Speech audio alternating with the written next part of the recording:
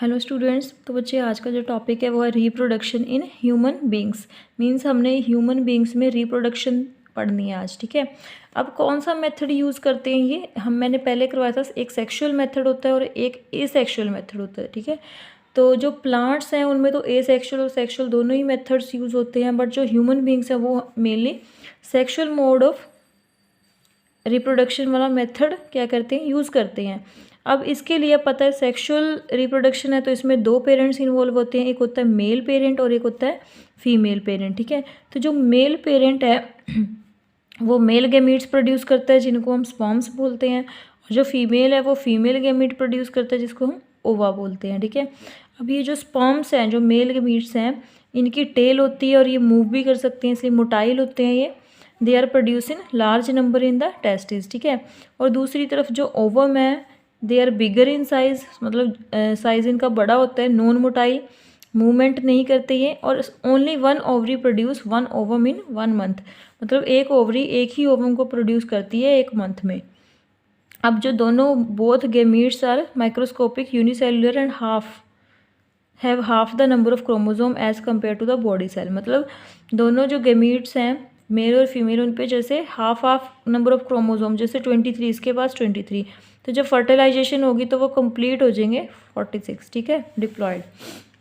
अब एक बच्चे सेक्सुअल मैच्योरेशन क्या होता है, the period of life when production of germ cells ova and sperm starts in the body, मतलब जब एक मेल या फीमेल की बॉडी में, ठीक है, ये जो जर्म्स हैं प्रोड्यूस होना स्टार्ट कर दें, ठीक है, एक प्रॉपर एज पे आके ये शुरू होता है, तो वो उस पीरियड को हम क्या बोलते हैं, सेक्सुअल मैच्योरेशन। और इस पीरियड ऑफ सेक्सुअल मैच्योरेशन को क्या बोलते हैं, पोवर्टी। ठीक है, अब पोवर्टी है जो ह्यूमन मेल्स में या लड़कों में कितनी एज पे आती है, 11 से लेकर 13 ईयर की एज तक, और ह्यूमन फीमेल में कितने में आती है, 10 से 12 साल तक। ठीक है, नेक्स्ट है, अब अगर पॉवर्टी आई है, मतलब सेक्सुअल मैच्योरेशन हो गई है, तो क्या क्या चेंजेस आते हैं बॉडी में। तो चेंजेस एट पॉवर्टी, सबसे पहले तो common in male and female दोनों में कॉमन क्या क्या होता है, thick hair growth in armpits and genital area, मतलब जो हेयर की ग्रोथ है वो बहुत ज़्यादा होने लगती है। उसके बाद स्किन बिकम्स ऑयली, स्किन जो है ऑयली बन जाती है, मेनली रिजल्ट इन पिंपल्स, तो पिंपल्स भी आ जाते हैं। ठीक है, मैच्योरेशन पे। अब इन गर्ल्स में क्या होता है, ब्रेस्ट साइज इंक्रीज करता है, गर्ल्स बिगिन टू मेंसुरेट। ठीक है, मतलब जो गर्ल्स है उनमें मेंसुरेशन स्टार्ट हो जाती है। और बॉयज़ में क्या होता है, thick hair growth on face, मतलब फेस पे जैसे दाढ़ी मूछें आने लगती हैं। वॉइस बिगिन टू क्रैक, आवाज़ जो है वो बहुत ही ज़्यादा भारी हो जाती है। तो ये कुछ थे चेंजेस जो पॉवर्टी पे आते हैं गर्ल्स और बॉयज़ में। अब नेक्स्ट जो है मेल रिप्रोडक्टिव सिस्टम। ठीक है, ये सिस्टम पूरा करना है, इसमें डायग्राम बहुत इंपॉर्टेंट है, और जितने भी ये पार्ट्स करवाए हैं 5 मार्क्स में क्वेश्चन आ जाता है, बहुत इंपॉर्टेंट है ये। ठीक है, अब मेल रिप्रोडक्टिव सिस्टम जो है ये आपने बुक में से डायग्राम ड्रॉ करनी है, अच्छे से इसको ट्राई करना है। ठीक है, रिवाइज करना है। अब सबसे पहले तो इसके पार्ट्स हमने देखने हैं, तो ये स्ट्रक्चर है।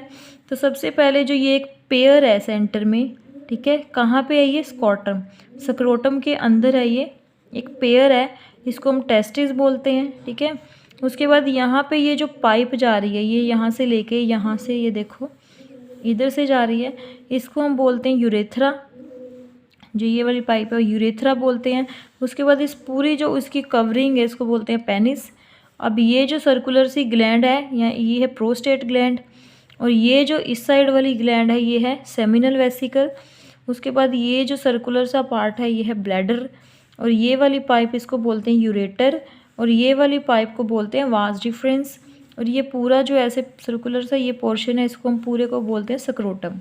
ठीक है, तो सबसे पहले हम देखते हैं टेस्टिस की। जो टेस्टिस है मेल रिप्रोडक्टिव सिस्टम में, इसका क्या काम है।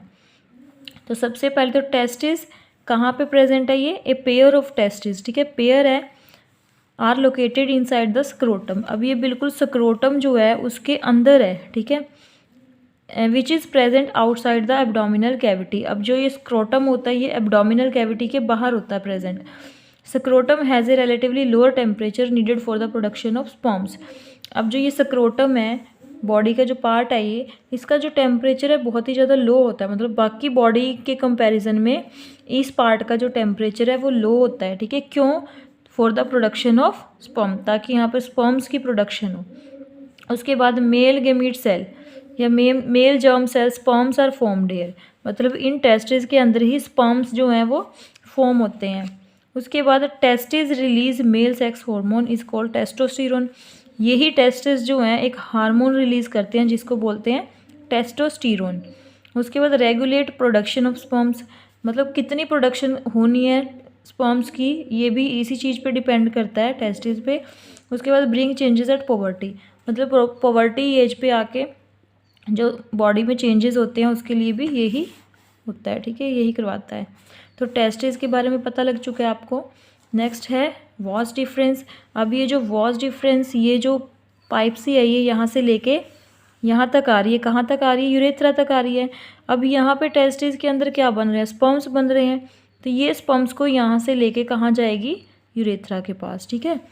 तो it passes sperms from testis up to urethra, तो स्पर्म्स को ये यहाँ टेस्टिस से यूरेथ्रा तक लेके जाएगी, ये वॉस डिफरेंस का फंक्शन है। नेक्स्ट है यूरेथ्रा। अब ये जो यूरेथ्रा है यहाँ पे, इसका क्या काम है? It is common passage for both sperms and urine, मतलब यूरिन और स्पर्म दोनों यहाँ से ही पास आउट होते हैं, कॉमन पासेज है ये।